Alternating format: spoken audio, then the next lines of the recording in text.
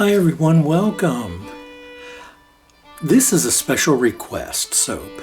As most of you know, I make my resin cones generally once or twice a year, sometimes more, depending on demand.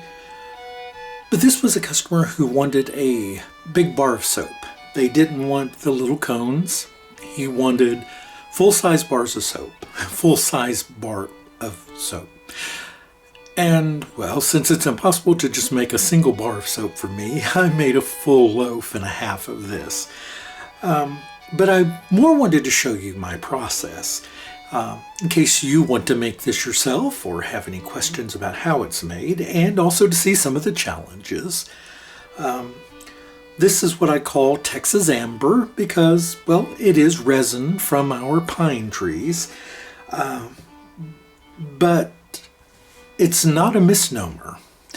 That's what amber is. Amber is tree resin that has aged a very long time.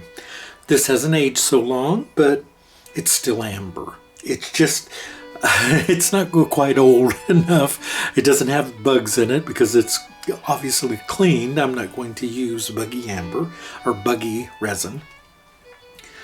But I slowly melt this in a double boiler. As you see here, I've just put it in a jar. Use something that you don't mind getting ruined. I use a peanut butter jar. You can use whatever you like because it is sticky and messy, and all we're wanting to do is infuse this resin into the actual oil that we're going to be using. I spend generally about an hour and a half to 2 hours doing this. And it's more than enough.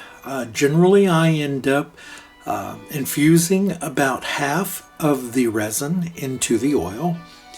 And once I drain off the oil, what's left, I will retain that resin to use again because it's perfectly good. It's just that sort of like you can only put so much salt in water. The same is true of resin. You can only put so much resin in oil. And that's really the very simple process of it. Now, because resins tend to be rather astringent and can be a little tough on the skin just using by themselves, that's why generally you'll find them in a salve with a good moisturizing oil and some beeswax. Well, in a soap, you really want to make sure that you're using butters and oils that are moisturizing, that are not drying to the skin. And super fatting is a really good idea with resin soaps, and I generally suggest a super fat of 12 to 15% if you're making a resin soap like this. And one of the great things about making soaps like this for customers, making them something that is specific to them. Like in this case, it was size. This customer wanted a really big soap. And that's fine. So these are going to be big 8-ounce bars, which is right up his alley and what he wanted. Otherwise, if he'd wanted them bigger, I could have cut them thicker. It's really that basic. It's not complicated. But one of the great things I think about making something so very custom for a customer is that it's as if they have their own bespoke soap maker. And I've had people tell me that, and I'm sure any of you that are creators have heard similar things. Now, if you are running a big operation, it's going to be very hard to customize, just a bar or two of soap for a customer, but I'm very small. And soap is a smaller part of my business. I do much more with tinctures and salves and butters and things like that I make, and other potions, than soap.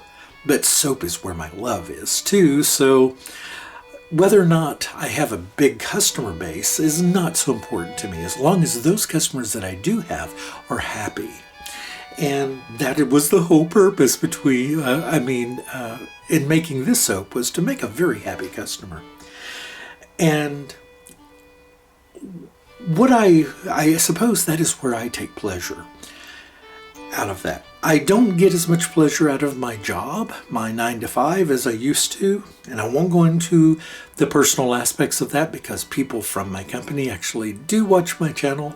Some of them straightforwardly and some more surreptitiously. And so, but what I can say is that it has become very hard for me. It's very challenging. It's not as much fun as it used to be. But I'm working because I have to work. I need to work. Oh, could I live without my 9-to-5 job? Yes, I could financially survive without it. But it certainly makes life a whole lot easier and a lot more fun. It gives me more fun, more money to do the things I want to do, to buy supplies, to make the things that I make. So I continue doing a job that isn't always a lot of fun, but I'm working to try to make it more enjoyable. So jobs aren't supposed to be fun, are they? They're supposed to be a job. They're a means to an end. And but back to soaping and the subject at hand. This soap did come to trace very, very fast, as resin soaps do. I've done this long enough where I'm very experienced in dealing with them. But I will tell you that because I made this one so resin intensive, it went to trace even faster than normal. So I had to do a lot of extra mixing in it and pounding it into the mold. It was a job. And of course, that's not all on film because, well, it would have been a very boring film. But I put it into the mold, I pounded it down, I would take more chunks of it and press it down in there. But ultimately, I think once the bars were cut, it added a bit of interest to them because you can tell that they're kind of beat together, and I kind of like that. It gives them that sort of rustic appearance that really goes with the soap. There's no added fragrance. The only fragrance to this soap is the pine resin itself, and the only color in the soap is from the resin itself. So that's why it's rather mundane, just a tannish color, but they smell so fantastic. The customer I've already sent pictures of, and he's very pleased, so I'm pleased.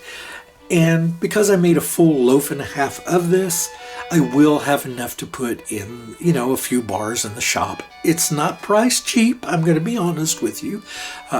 It's probably $1.50 more than most any other soap that I have, but that goes into just not the ingredients in the soap.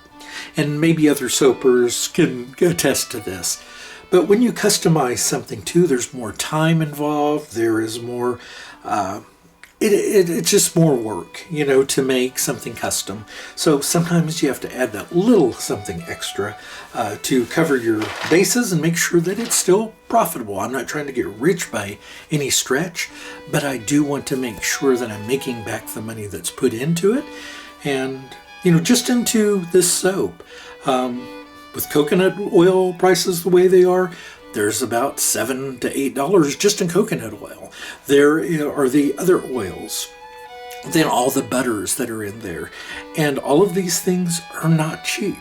I do try to keep my soaps, my normal soaps, very affordable. At least in my eyes, it's affordable. But this one, because it's a custom one and because there is more work involved in it, both in the making of it and the curing of it, and the fact that it's not going to be popular with everyone. It's made for, someone specific. So yeah, I'm pricing it a little higher, and if nobody buys them, I will of course have them. And I'm sure my same customer, if he's happy with them, will want more too. That's really about it. I'm sorry it took so long between videos. I promise to keep trying to get more content out to you. I really appreciate it if you subscribe, if you have not, and give me a thumbs up. That really helps the channel if you could do that. It really does. And hit that bell for notifications when my next video is uploaded.